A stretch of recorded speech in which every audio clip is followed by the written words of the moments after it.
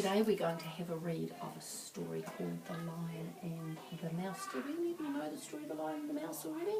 You do? Well, that means you're just going to be an expert today. So we're going to be reading the story The Lion and the Mouse, but we're going to be practicing on something. We're going to be practicing something called predicting. Do any of you know what predicting is? If I said that word predicting, what do you think it might be? Predicting is something that you think it and you mistake. It's definitely about thinking. So that's going to be really good because it's a really good skill that you need when you're reading. This is something that good readers do. Have a look. I'm learning to use the predicting skills. To do this I need to. So these are the things that we're going to practice today so that we become really good at predicting. Look for clues on the topic. If I'm looking at a book, what might the clues be? What am I talking about, clues? What could I use to get a clue? What do you reckon, Natasha? About the cover? I could use pictures on the cover. What about when I'm actually inside the book? What could I use for clues? Looking at that page, what could I use for a clue? Look at the pictures. Pictures are a really good place for a clue. Anything else I could use? Especially if I'm predicting.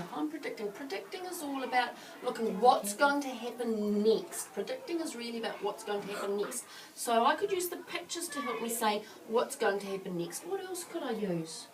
Yeah.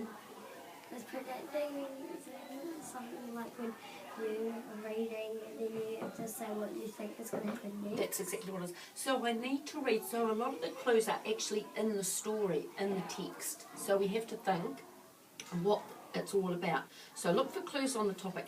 Think about what I already know. So when I'm reading, I think, oh, well, if this has happened, what's going to happen? Next. Awesome, you're on to it. Use what I already know to predict what I think will happen.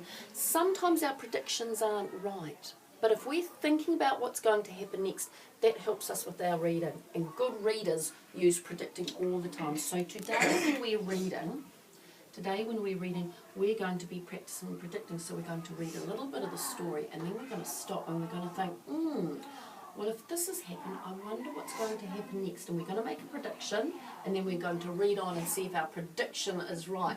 And as you get better at that skill of predicting, your predictions will get better. Okay? So that's what we're going to be practicing. We're going to be practicing predicting. So we're going to have a little bit of a look at the first page. So first of all, here, open up your story, The Lion and the Mouse. And just to the title page. I wonder if we can make a little bit of a prediction. Now, I'm going to make my prediction first. I'm going to predict that this story is about a lion and a mouse. Do you think that's a good prediction? Yes. Why? Why is it a good prediction, Charlotte? Because Where do you think I got the clue from to make that prediction? the picture. I actually got my clue from somewhere else. Where do you think I got my clue from, The Alex? title. I got my clue from the title. It's a pretty good clue that this story is going to be about a lion and a mouse. And then in the picture, I can see a picture of a lion, but I can't see a mouse. Righty-ho. So let's turn over and have a look at the first page. Now we haven't read anything yet. So our first prediction, we're going to have to use the pictures quite a bit. And I'm going to write down what our first prediction is, what we're going to read about. What do you think is going to happen? Have a close look and talk to the person next to you. Natasha, you can talk to me, so you two and you two. And tell each other what you think might be going to happen in this first page. Natasha, what do you think is going to happen?